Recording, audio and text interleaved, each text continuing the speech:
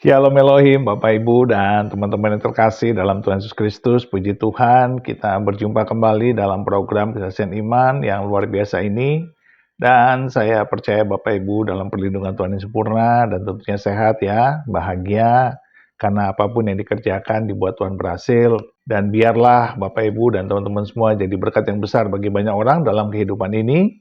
Dan itu sungguh sangat menyenangkan bagi hati Bapa di surga. Terima kasih untuk dukungannya selama ini dan itu sungguh sangat memberkati pelayanan ini. Karena saya rindu pelayanan ini terus menjangkau banyak jiwa untuk dikuatkan imannya, bertambah kasihnya kepada Tuhan dan tentu setia mengiringi Tuhan Yesus sampai pada kesudahannya. Baik, hari ini kita akan mendengarkan kesaksian dari Ibu Dewi Savitri. Beliau seorang muslimah yang luar biasa dijamah Tuhan, bahkan ayah dan ibunya pun dijamah Tuhan. Bagaimana beliau bisa bertobat dan lahir baru? Itu disebabkan karena beliau pada saat sakit didoakan oleh teman-temannya yang Kristen dan mengalami kesembuhan yang luar biasa, sembuh total.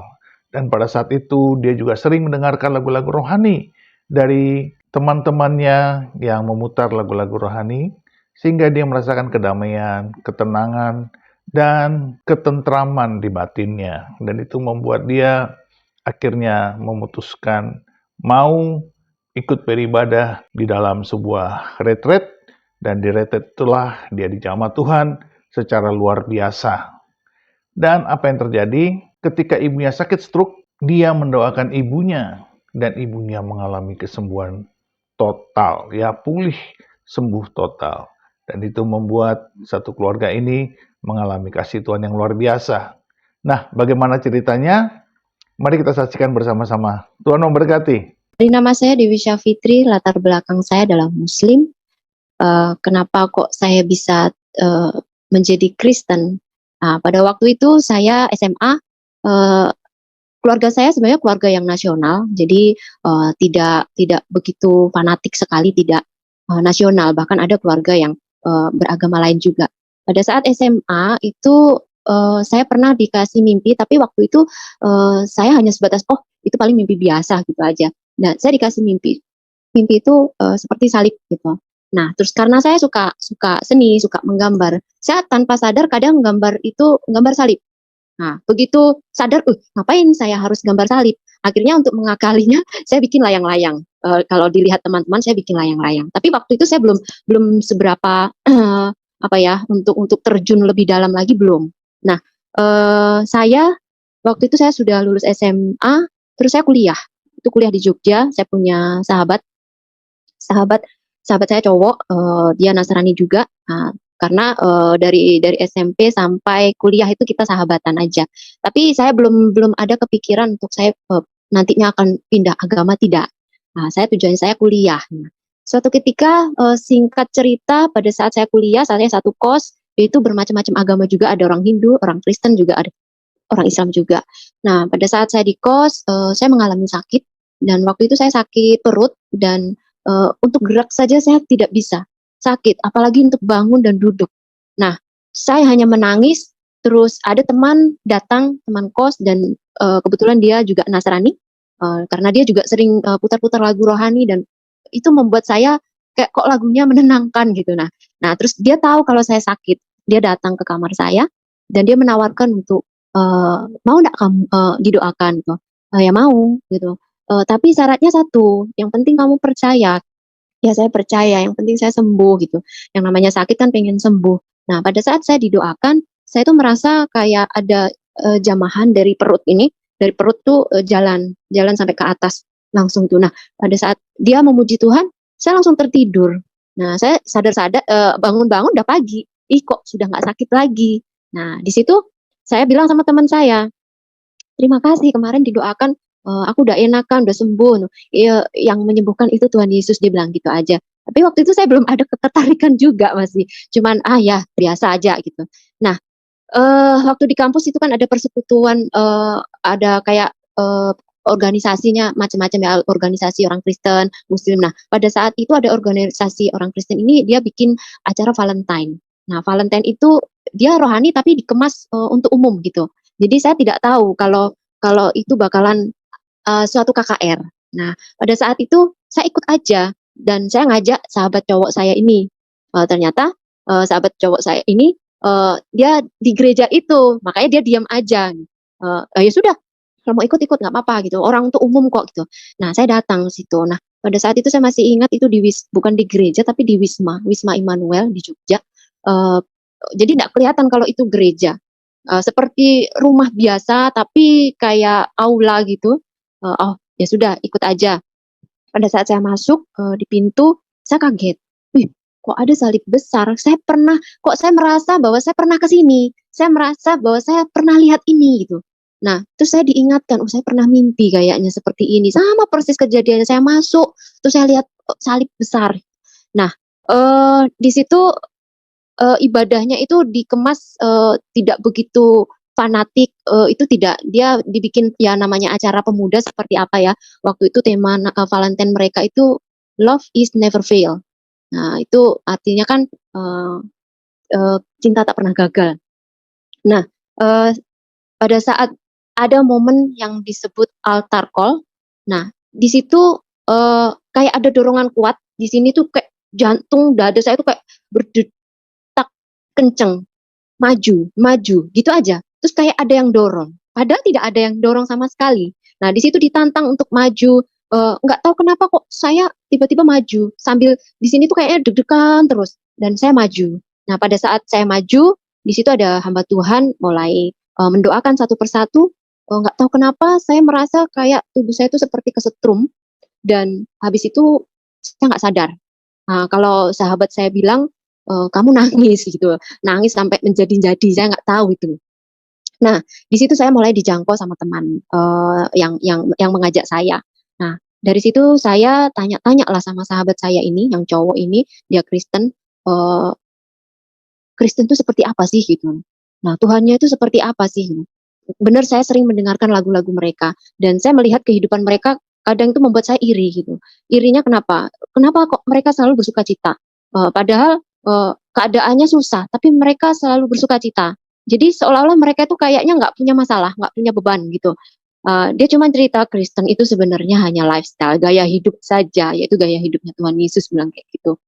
Dan saya dijangkau sama kakak kakak rohani saya waktu itu, saya nggak tahu kalau mereka itu mendoakan saya dan menjangkau saya karena waktu Valentine itu kan saya maju altar call dan di situ mereka melayani saya, sering kunjung juga. Dan di situ saya mulai ada ketertarikan untuk cari sumbernya gitu. Kenapa kok saat saya masuk ke gereja ini, saat saya ikut Valentine ini, ada sesuatu yang belum pernah saya dapatkan di sebelumnya. Nangis, tapi ada damai sejahtera, kayak yang kosong terisi gitu. Nah, dari situ saya mulai bertanya-tanya. Saya mulai datangi perpustakaan Nasrani, saya cari-cari sumbernya. Terus ada sahabat saya bilang ini, "Kalau kau pengen jawaban, kamu baca Al-Quran, kamu baca Alkitab ini." Ya, maksudnya suruh mempelajari. Dan di situ saya mulai mencari, dia bilang, "Jangan Al-Quran yang tidak ada artinya, kalau perlu yang ada artinya." Nah, dari situ saya mulai pelajari lagi. Yang tadinya saya nggak pernah baca Al-Quran beserta artinya, dan ini memaksa saya untuk saya harus tahu nih, saya harus tahu kebenarannya itu seperti apa gitu. Nah, di situ saya mendapatkan bahwa ada di surat An-Nisa kalau tidak salah, yang jelas di situ menjelaskan bahwa Isa Al-Masih itu adalah nabi yang paling agung gitu. Dan di situ saya semakin penasaran lagi, sampai saya sholat, sampai saya sholat tahajud juga, kalau saya mengambil jalan ini apakah salah? Karena di ajaran kami sebelumnya itu kan bilang kalau kita keluar dari muslim kita dikatakan murtad dan bakalan masuk neraka. Dan di situ ada ketakutan juga. Jadi peperangan. Diri saya itu ada peperangan antara jalan ikut Tuhan Yesus atau yang ini. Apakah jalan yang saya ambil ini benar atau tidak? Nah, di situ saya tanya terus, dan suatu ketika saya dikasih buku itu kayaknya hadis. Saya lupa hadisnya apa namanya, yang jelas artinya saya masih ingat. Artinya itu pada akhirnya semua umat manusia akan menuju ke Isa Al-Masih. Isa Al-Masih kan itu Yesus Kristus. Kalau pada akhirnya menuju ke Isa Al-Masih, kenapa enggak sekarang aja kita datang ke Isa Al-Masih? Itu saya masih ada pertanyaan. Dan waktu itu saya juga masih cari informasi sumber-sumbernya, bahkan sampai saya sholat itu kan selama ini saya sholat artinya saya jujur nggak ngerti artinya seperti apa. Setelah saya mulai ada peperangan ini saya mulai menggali, tanya arti, cari arti-artinya. Nah, dulu kan belum ada HP saya, terus belum ada yang namanya, nggak kenal namanya Google atau YouTube. Jadi cari sumbernya itu kadang kita pergi ke toko buku, di Gramedia cari buku yang ada artinya. Nah, di situ waktu itu saya cari buku sholat dan beserta artinya, dan saya mendapati di mana setiap kali sholat itu selalu ada at-tahiyat awal dan at-tahiyat akhir, sebelum, menutup sholat. Assalamualaikum. Di situ ada arti Allahumma sholli ala sayyidina Muhammad wa ala ali sayyidina Muhammad. Itu artinya, ya Allah, berilah rahmat dan kelimpahan keselamatan bagi Nabi Muhammad beserta keluarga Nabi Muhammad. Dari situ saya mulai berpikir. Jadi selama ini saya sholat, itu saya berdoa untuk Nabi Muhammad beserta keluarganya agar diberi hikmat, diberi keselamatan. Lah, terus yang mendoakan saya supaya saya diselamatkan siapa? Nah, dari situ saya mulai memutuskan untuk terima Tuhan Yesus dan saya menyerahkan diri kepada kakak rohani saya. Saya bilang juga sama sahabat cowok saya ini, saya mau terima Yesus gitu. Yakin kamu terima Yesus? Iya gitu. Jangan karena nanti dikirain kamu deket aku, nah terus dikirain aku yang ngajak kamu. Enggak. Aku sudah yakin karena aku sudah tahu jawabannya gitu. Akhirnya saya dibawa ke kakak rohani saya dan saya dilayani. Waktu itu dilayani baptis Islam itu tahun 2000. Di bulan Maret, saya masih ingat tanggal 2 Maret 2000. Dan di situ saya juga dibaptis Roh Kudus. Dan waktu saya terima Yesus dan saya dibaptis, jujur orang tua saya tidak tahu. Dan ada teman saya yang satu kos itu Muslim, itu yang tadinya dekat sama saya mulai menjauh. Jadi kayak apa ya, saya sempat disolati juga. Jadi pas kita nonton TV di ruangan bersama-sama, di situ ada teman juga yang agama Hindu juga. Tiba-tiba dia sholat di depan saya. Saya kaget, "Oh, kenapa ini kok sholat di depan?" Jadi saya diam, saya menyingkir aja. Dalam hati, "Oh, saya anak raja, jadi saya disembah," gitu-gitu aja. Saya diam aja. Nah, teman saya ini, akhirnya nyebar ke, saya kan dari Jawa Timur, saya sekolah di Jogja. Akhirnya, teman saya ini cerita ke teman saya yang ada di, Jawa Timur. Nah, kebetulan saya di Jawa Timur juga ada kayak grup gitu, dan banyak teman grup itu selalu datangnya itu ngumpulnya itu di rumah saya, jadi saya yang ketuanya. Nah, tiba-tiba pas saya pulang, tapi posisi waktu itu orang tua belum tahu kalau saya Kristen. Saya pulang, tiba-tiba salah satu teman saya datang, "Saya dengar-dengar kamu pindah agama, kamu pindah Kristen, kamu tahu dari mana?" "Ada aja," gitu. Jadi saya berpikiran, "Oh mungkin orang ini," gitu. Tapi kok sudah menyebar luas itu. Memang, dalam hati, memang ini si iblis nggak suka jadi semuanya tahu ini, gitu. Nah sempat dihadapkan seperti ini, "Bisa nggak kamu bilang sama teman-teman, eee, aku nggak Kristen kok, aku nggak terima Tuhan Yesus kok," gitu. "Nanti biar teman-teman kembali datang ke rumah ini." Terus saya langsung diingatkan kejadian bagaimana Tuhan Yesus juga ditolak di negerinya, di tanah kelahirannya. Saya langsung, "Ih, Tuhan Yesus saja ditolak, apalagi saya." Saya datang ke kota saya, teman-teman saya kalau saya, mengaku saya Kristen, mereka pasti menjauh. "Ah, nggak apa-apa." Saya bilang saja sama teman saya, "Nggak apa-apa, mereka menjauh nggak apa-apa. Memang ini yang harus saya alami, tapi saya percaya suatu saat mereka akan datang kepada saya." Saya imani itu. Nah, singkat cerita, saya fokus dengan, saya, pelayanan, saya pulang balik ke Jogja lagi karena kuliah belum selesai. Saya pelayanan, terus, singkat cerita ibu saya telepon, adik saya sakit, sepupu saya sakit, waktu itu saya masih berapi-api karena, baru terima Tuhan Yesus dan pokoknya masih berapi-api ikut pelayanan.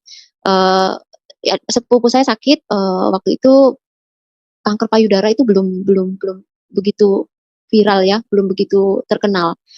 Kita nggak tahu kalau itu ternyata kanker. Nah, waktu itu dia ngalami nggak enak, sakit, nggak bisa tidur, nggak tahu kenapa saya ada gerakan untuk doakan dia, doakan dia. Saya bingung, "Tuhan, saya doanya seperti apa?" gitu. "Nanti kalau mereka tahu gimana?" "Doa saja," gitu. Dan baca Alkitab. Aduh, Alkitab nanti mereka tanya.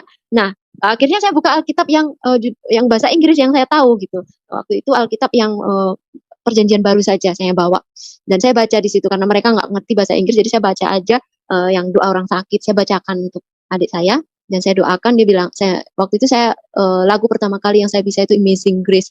Jadi saya nyanyikan, sepupu saya ini lagu Amazing Grace, tiba-tiba dia yang tadinya nggak bisa tidur. Dan puji Tuhan, dia alami kesembuhan, waktu itu dia pulang ke orang tuanya sampai sekarang sembuh. Nah terus, singkat cerita saya sudah lulus kuliah, terpaksa saya harus pulang, saya tidak melanjutkan, kuliah lagi di Jogja dan saya tidak bekerja lagi di Jogja, orang tua menyuruh saya pulang. Dan saya pulang waktu itu.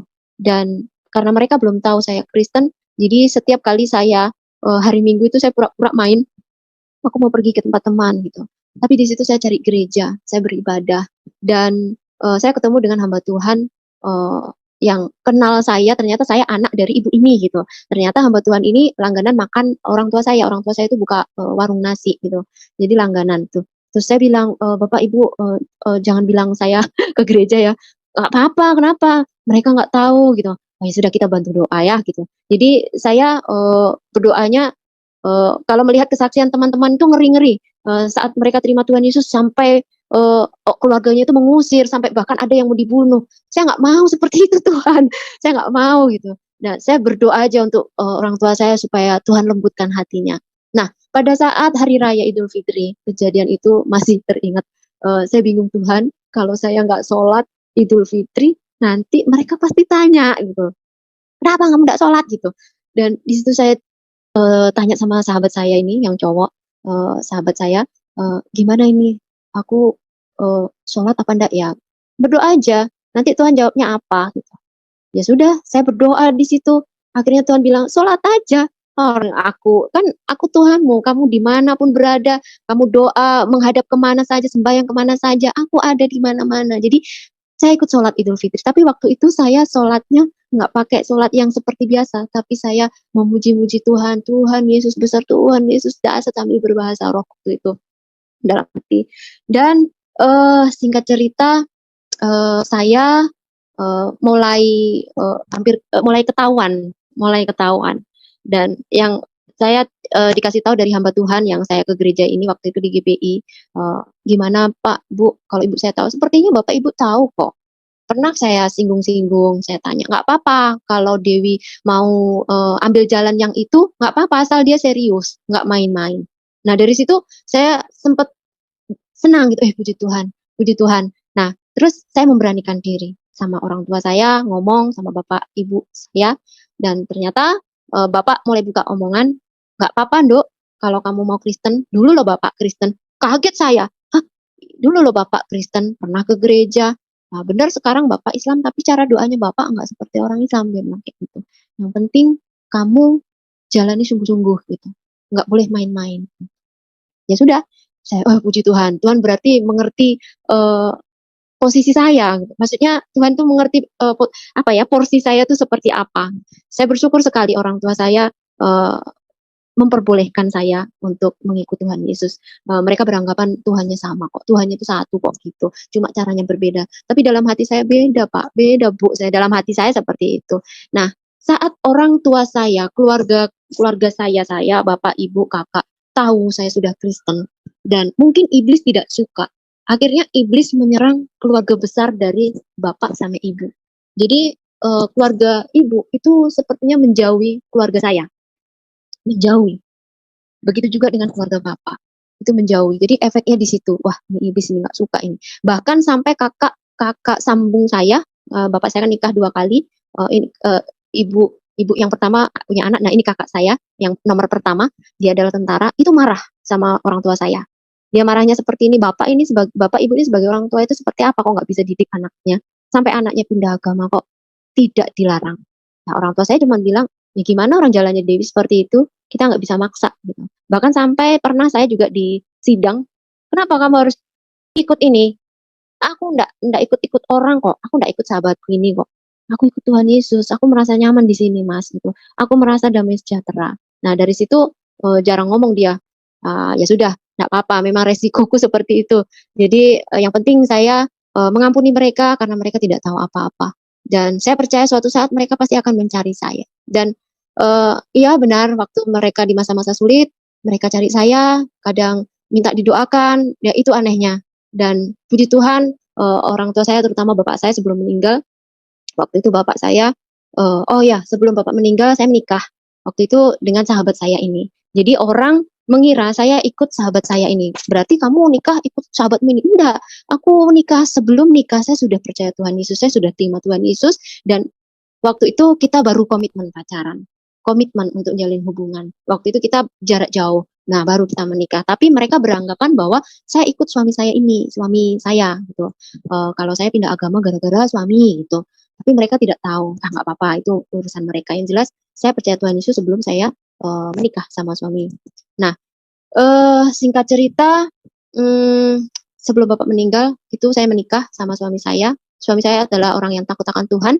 Dia dia itu adalah guru saya. Jadi apa-apa itu saya selalu sharing, apa-apa saya selalu tanya. Jadi saya semakin diberkati dari pengajarannya dia. Jadi saat saya nikah sama dia, saya merasa nyaman karena suami saya yang takut akan Tuhan ini kayak seolah-olah tuh jadi dia saya nomor satukan dia. Jadi saya merasa nyaman. Terus kalau ada masalah, ada suami datang, saya tenang, saya nyaman. Nah, singkat cerita, umur pernikahan kami hanya 3 tahun. Waktu itu anak kami umur 2 tahun, suami saya kecelakaan. Dari situ saya hancur. Kenapa Tuhan? Pernikahan kami masih 3 tahun, Tuhan ambil. Waktu itu suami saya ditabrak ya, kecelakaan ditabrak mobil. Di situ saya sempat kecewa sama Tuhan. Kenapa gitu. Belum ada jawaban. Dan saya merasa kosong. Bagaimana saya harus mendidik anak saya seperti apa ini untuk membawa anak saya untuk pengenalan Tuhan Yesus. Siapa yang bimbing? Saya nggak ada yang bimbing lagi. Apalagi keluarga besar saya orang Muslim, banyak yang Muslim. Siapa yang bimbing saya lagi gitu? Dan puji Tuhan, saya dikelilingi orang-orang yang baik. Orang tua angkat suami saya adalah hamba Tuhan, namanya Om Boas sama Ibu Boas. Di situ mereka selalu berdiri buat saya, meskipun anak angkatnya sudah tidak ada. Dia mengasihi saya sepenuh hati dengan anak saya. Di situ saya semakin dikuatkan. Saya nggak lama-lama. Dan dengan kejadian suami saya meninggal, yang tadinya di rumah saya belum ada ibadah karena orang tua saya melarang, nggak usah ibadah di rumah, nggak enak sama tetangga waktu suami saya masih ada. Pada saat suami sudah tidak ada, orang tua mengizinkan saya untuk beribadah keluarga di rumah. Di situ saya ada damai, ada penghiburan. Ternyata dengan jalan seperti ini, firman Tuhan diberitakan di rumah saya. Jadi orang tua saya mendengarkan firman Tuhan, kakak saya mendengarkan firman Tuhan. Di situ Tuhan ajarkan saya untuk tetap kuat, mengucap syukur gitu. Saya percaya bahwa di balik ini semua pasti ada rencana yang indah. Saya nggak tahu Tuhan, tapi saya percaya itu kok. Nyatanya semenjak suami saya meninggal, saya bisa beribadah di sini dan akhirnya setiap kali ada apa-apa, orang tua saya itu meminta orang tua angkat suami saya ini, Ibu Pendeta, Pak Pendeta untuk didoakan. Nah, pada saat itu suami saya sudah meninggal, ibu saya sakit. Waktu itu sakit stroke dan nggak bisa jalan, ngomong juga tidak bisa. Dan di situ sempat hancur juga, ini ibu, saya sudah ditinggal suami, ibu sudah sakit seperti ini, saya nggak mau Tuhan. Tapi di situ saya berdoa, dan puji Tuhannya saya dipertemukan dengan orang yang baik juga. Orang itu terapis, akhirnya datang ke rumah, anak Tuhan ternyata. Nah, pada saat menerapi ibu saya, kita berdoa gitu. Ibu, kita berdoa ya. Sebelumnya ibu harus percaya dan ikuti saya gitu. Dan pada saat itu, karena ibu tidak bisa ngomong, kita tuntun doa saja. Tuhan Yesus, saya percaya. Ibu saya nggak bisa ngomong. Tuhan Yesus, saya percaya. Tapi di situ ada tindakan. Dia hanya bisa percaya. Percaya. Gitu aja. Nah, puji Tuhan. Mulai dari situ ada progres. Dalam 1 bulan, itu saya terapi setiap tangannya itu saya doakan. Karena ibu saya selalu minta, doakan. Dan perantaranya adalah cucunya, anak saya. Doakan ke, ayo kita doakan. Anak saya berdoa. Jadi setiap hari saya doakan. Selama 1 bulan, ibu saya mulai sembuh, total. Dan di situ ibu saya mulai bercerita kepada pelanggan-pelanggannya. Kalau enggak Tuhan, mungkin saya nggak bisa jualan lagi. Kalau enggak Tuhan, mungkin saya nggak sembuh. Di situ saya mulai, terima kasih Tuhan, ibu saya mulai bersaksi. Tapi mungkin karena faktor keluarga besar, jadi ibu saya belum mengambil keputusan. Dia masih Muslim, tapi dia percaya Tuhan Yesus. Saya imani karena firman Tuhan katakan 1 orang bertobat, seluruh isi keluarganya akan diselamatkan. Itu yang saya imani. Dan setelah ibu saya sembuh total, bisa berjualan, kembali bapak saya sakit.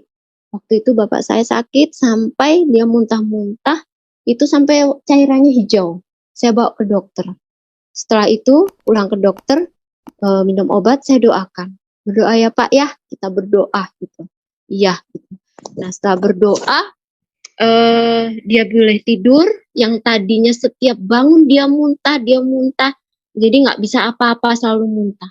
Pada saat saya doakan, bapak saya bisa tidur. Nah, tiba-tiba dia kebangun. Pagi-paginya sudah pindah kamar ke kamar depan. Nah, bapak saya bilang, saya mimpi. Saya mimpi itu saya datang ke gereja.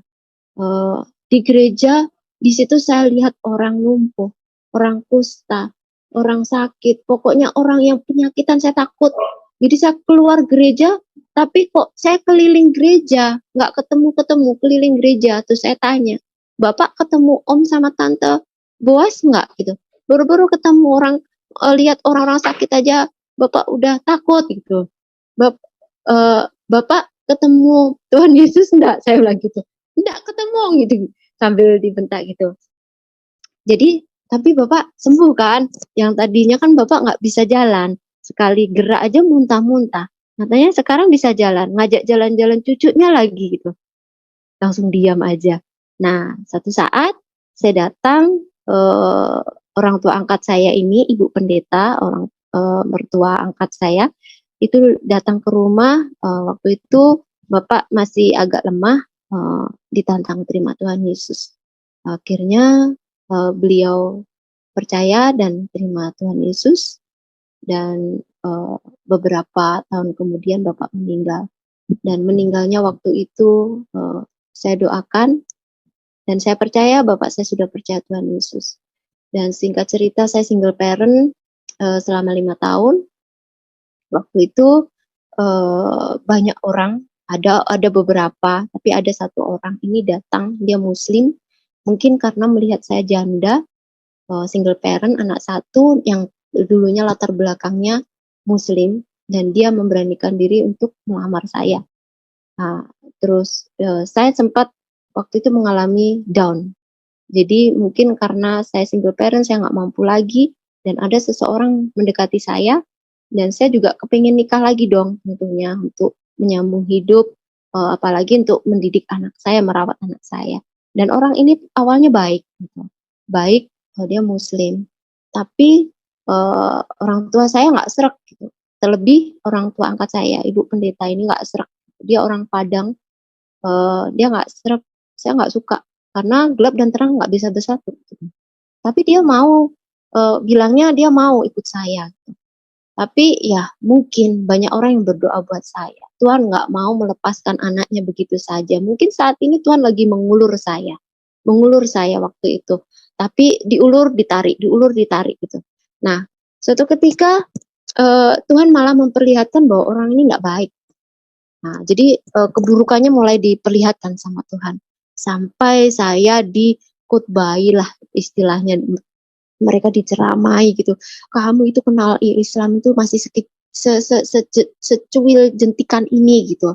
Makanya harus balik lagi. Kan kamu latar belakangmu kan Muslim. Kamu balik lagi. Kan dulu kamu ikut suamimu. Enggak, aku enggak ikut suami, aku ikut Tuhannya gitu.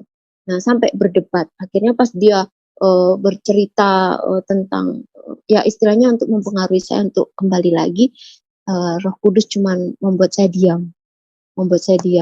Dan setelah dia bicara, selesai bicara, saya bilang, saya merasa damai sejahtera ikut Tuhan Yesus.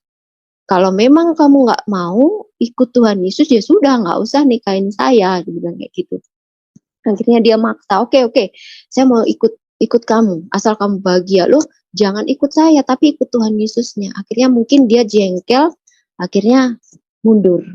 Nah, itu semua mungkin berkat doa-doa orang-orang yang terutama orang tua hamba Tuhan, orang tua angkat saya, Ibu Boas sama Pak Boas. Nah, singkat cerita, saya minta sama Tuhan, kalau Tuhan memang izinkan saya menikah lagi, Tuhan kasih yang seiman. Dan puji Tuhan, Tuhan kasih. Dia orang Toraja, seiman, kasih. Dan akhirnya saya dinikah kembali di tahun 2014. dan saya dibawa di Samarinda. Waktu itu saya hanya melayani biasa-biasa saja. Saya mungkin merasa apa ya, nyaman. Saya nyaman saja dan saya bekerja seperti biasanya. Dan di tahun 2019 pas Natal saya uh, diizinkan Tuhan untuk mengalami sakit. Waktu itu ada benjolan di payudara saya. Waktu itu saya positif thinking saja, nggak ada apa-apa, dalam nama Yesus sembuh gitu aja.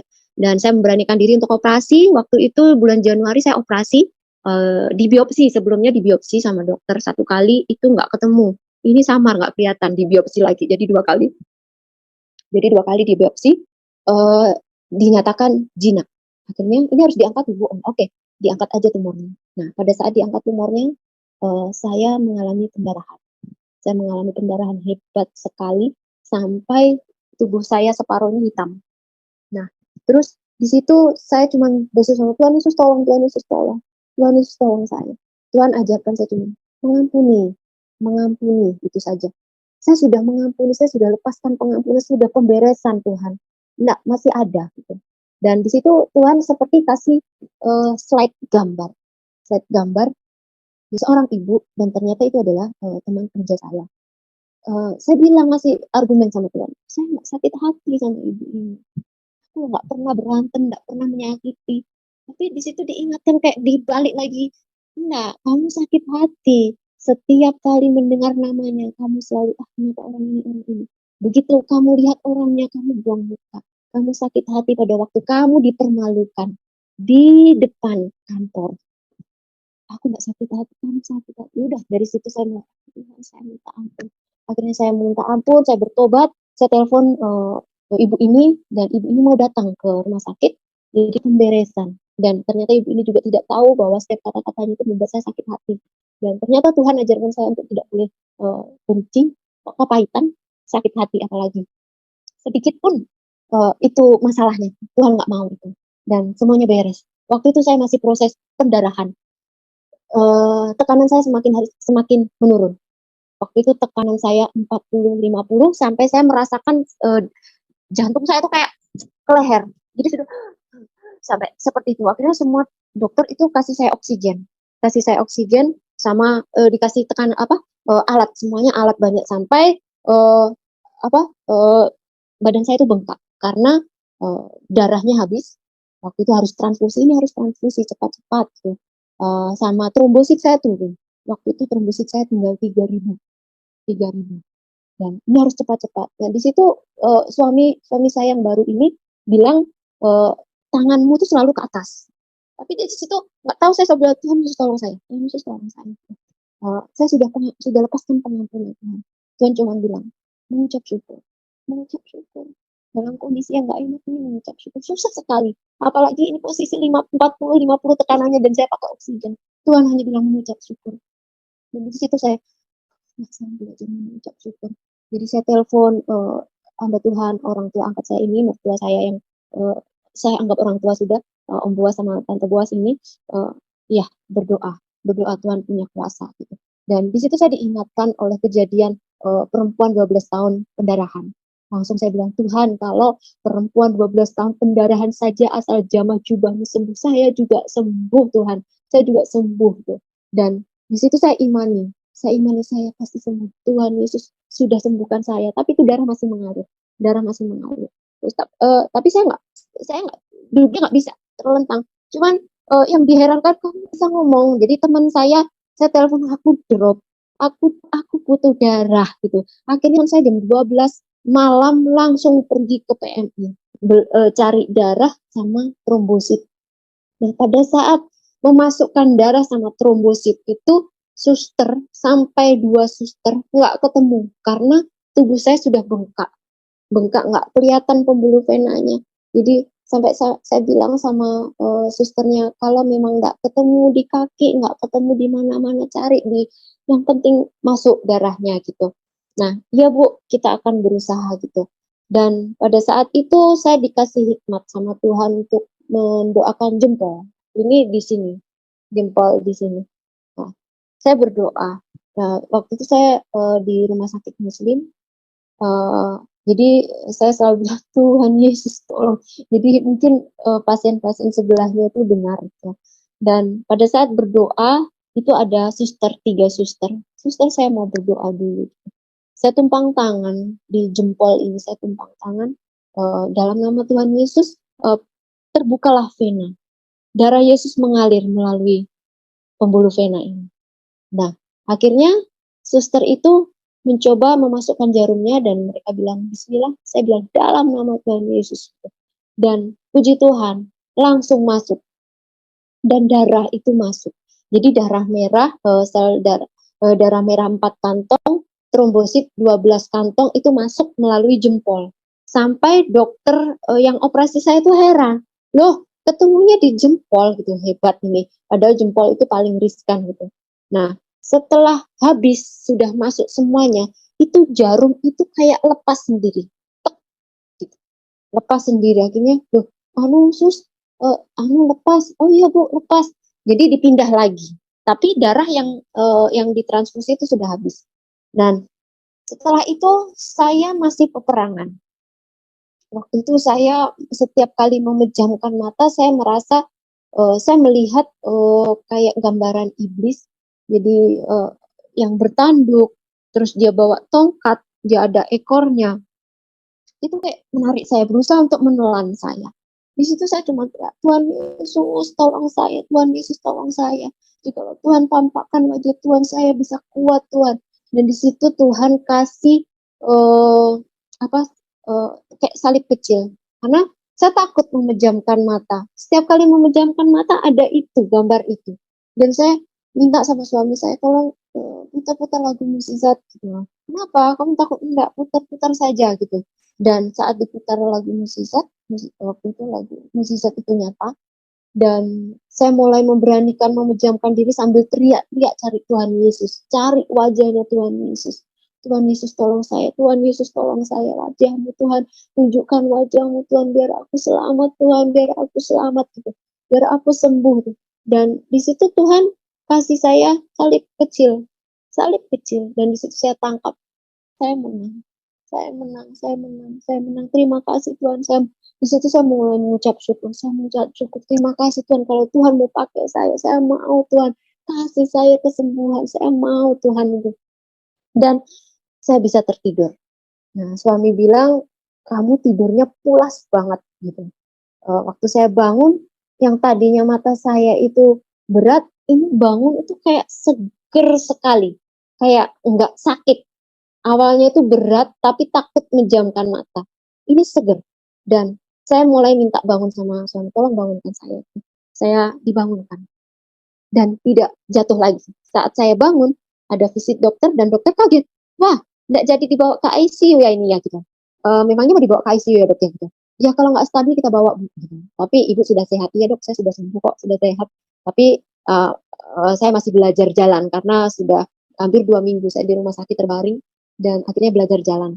Nah, singkat cerita, saya masih mondar-mandir ke rumah sakit dan, hasil dari operasi itu keluar, yang tadinya 1 minggu. Nggak tahu kenapa hasil operasi ini, patologinya ini, saya operasi Januari, keluarnya bulan Maret. Jadi selama bulan Maret itu, ya ada was-was, ada ketakutan, ada kecemasan, ya pokoknya takut hasilnya nanti nggak bagus gitu.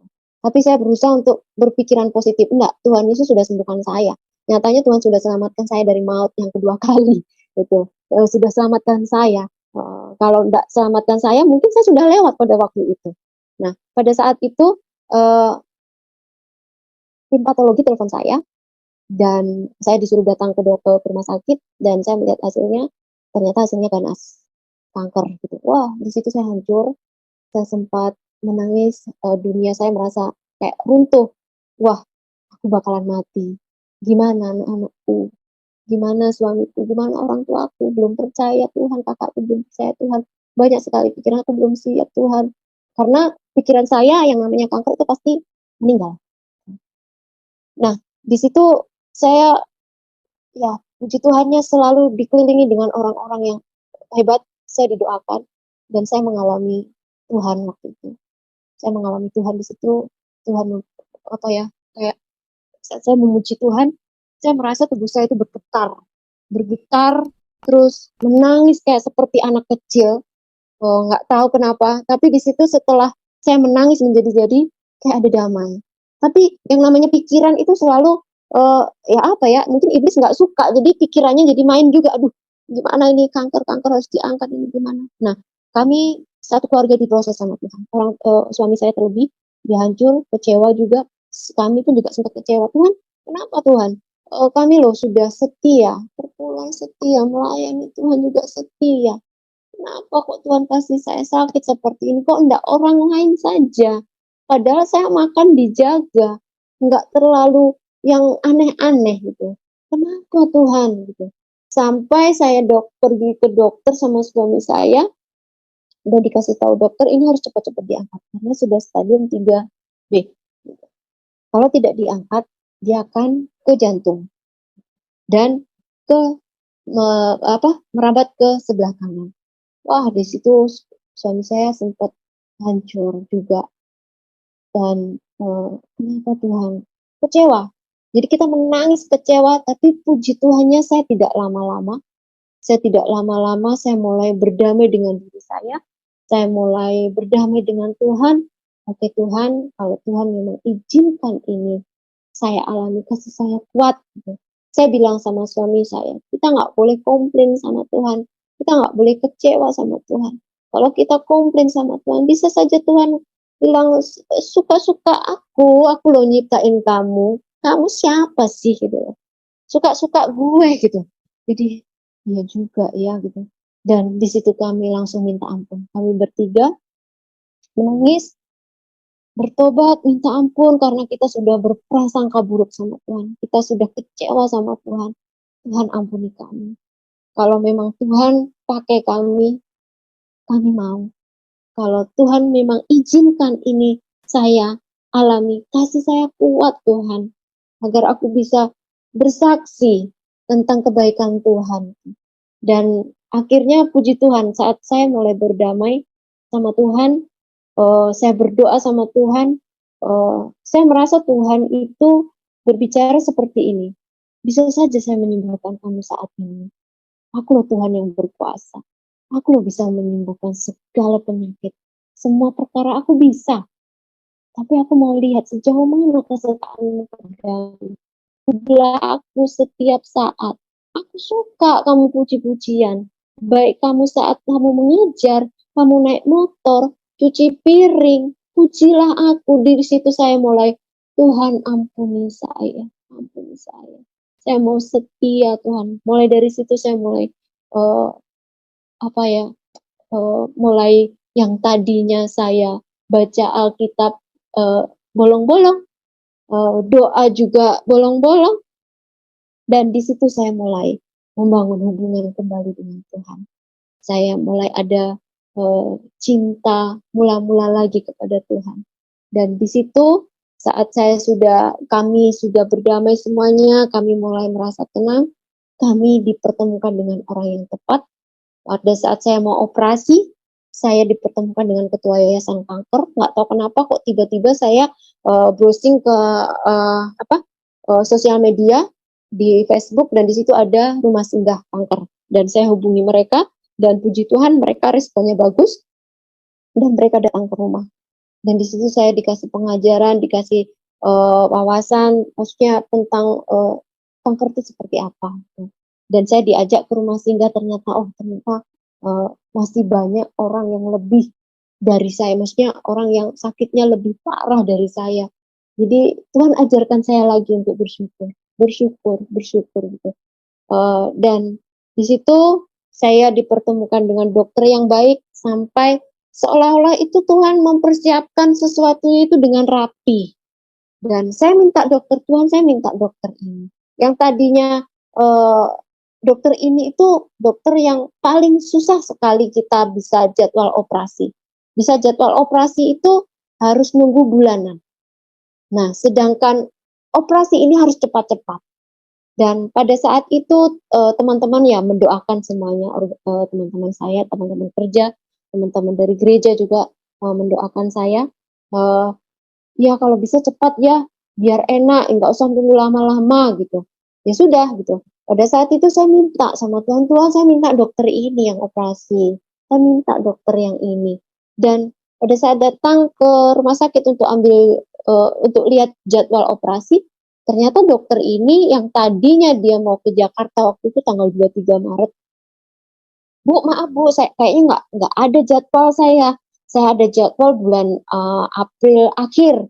Waduh, kalau April akhir kelamaan gitu. Nah, terus pada saat itu saya mau mau pulang, tunggu Bu, kayaknya tanggal 23 ini saya lockdown, Jakarta sudah tidak buka lagi. Jadi saya libur, Ibu mau saya operasi. Oh iya Pak, saya mau gitu.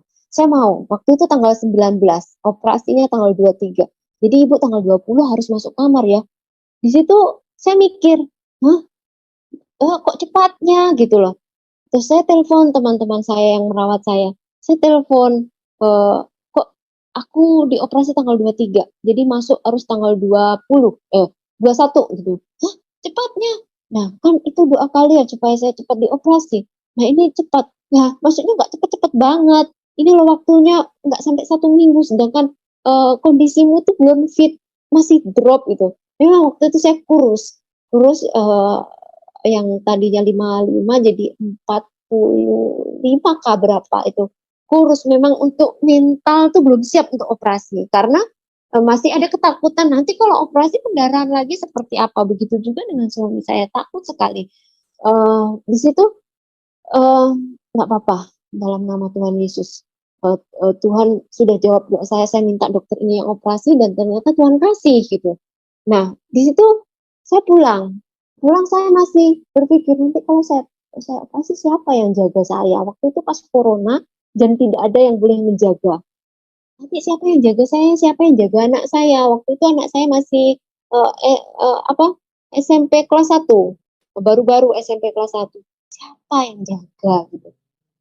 Saya telepon keluarga saya yang Jakarta, nggak bisa, telepon keluarga saya yang ada di Kendari, keluarga dari suami, "Kita sudah lockdown Dek, nggak bisa datang." Oh, kita semua pada nangis keluarga. Dan, ibu saya, berencana mau berangkat itu tanggal 27 malah. Dan dikirain saya operasinya tanggal 26. Nah, ternyata tanggal 23. Dan di situ saya cuma, "Tuhan kirimkan malaikat untuk menjaga saya, menjaga anak saya."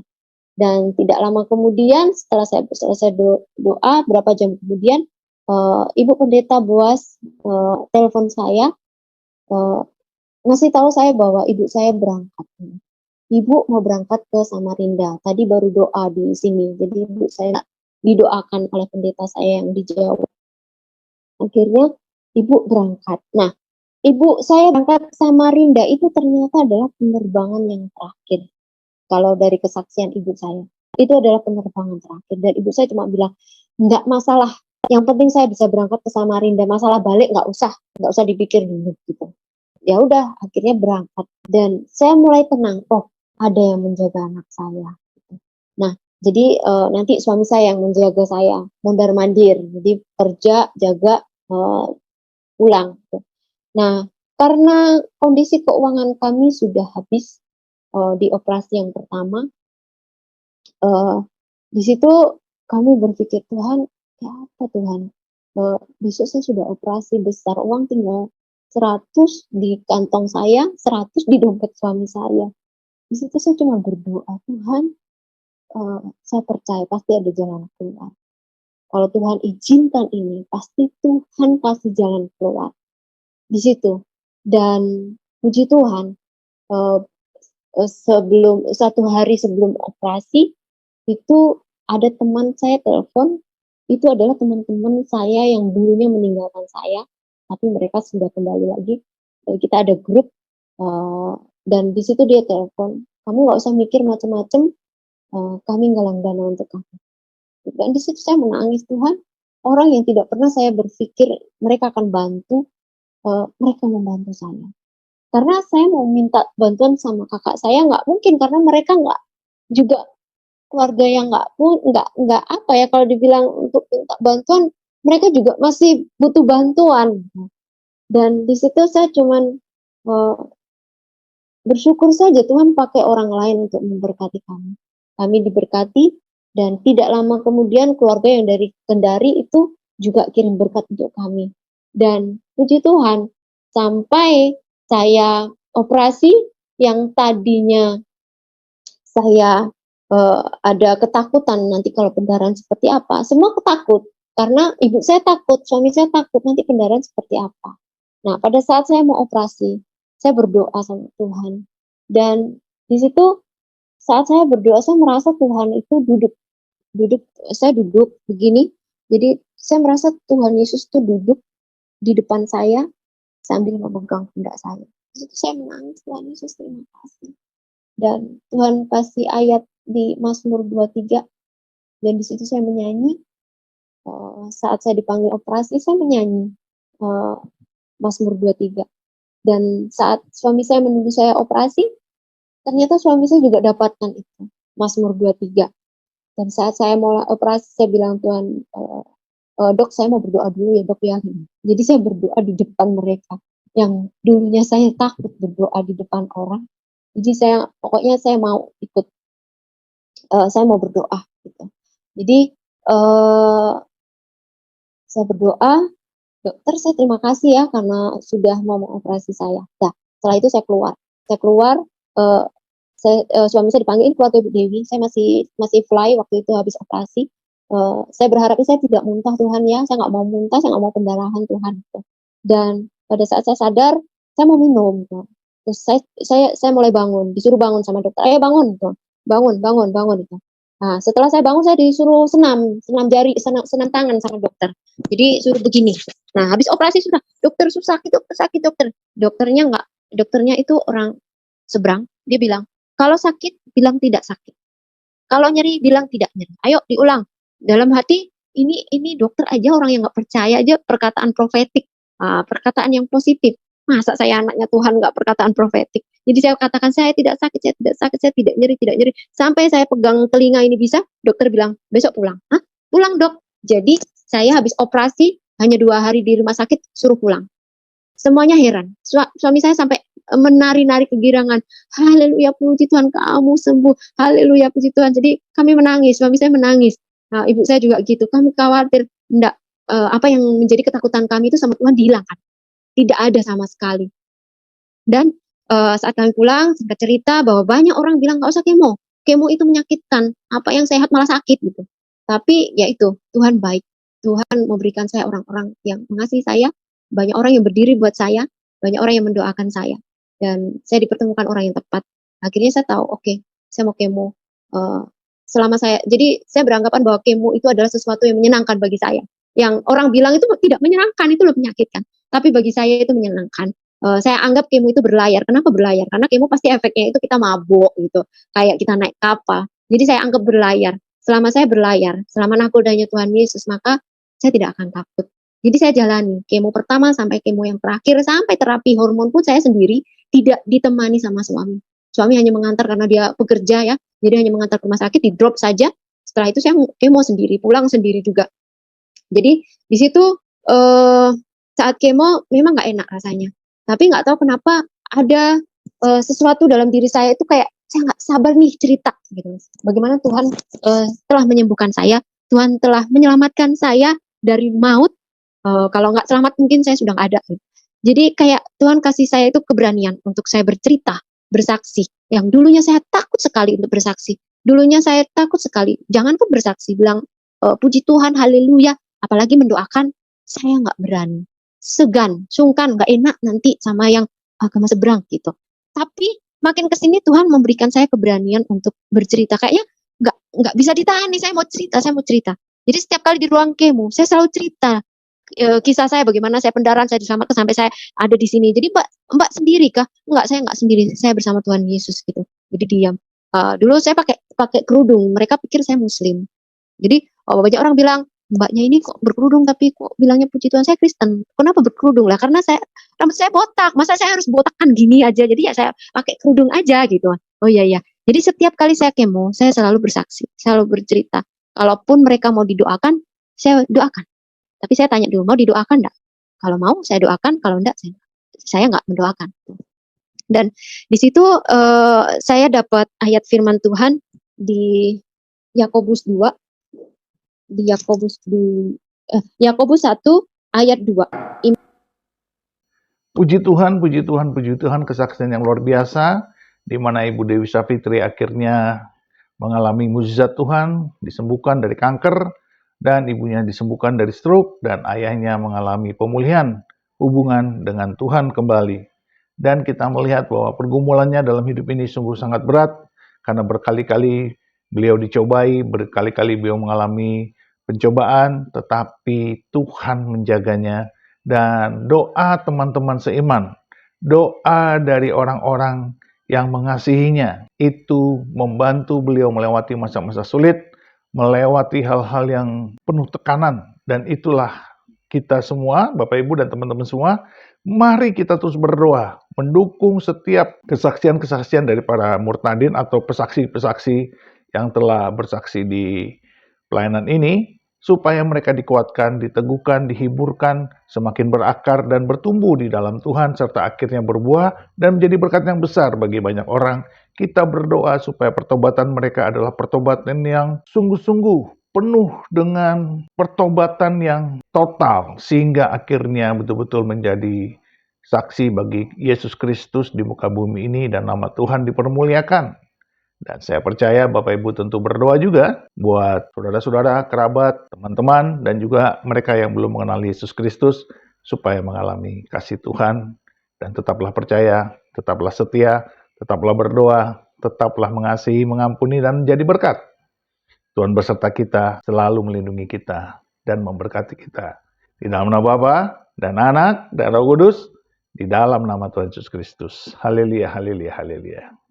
Amin, amin, amin, amin, amin, amin.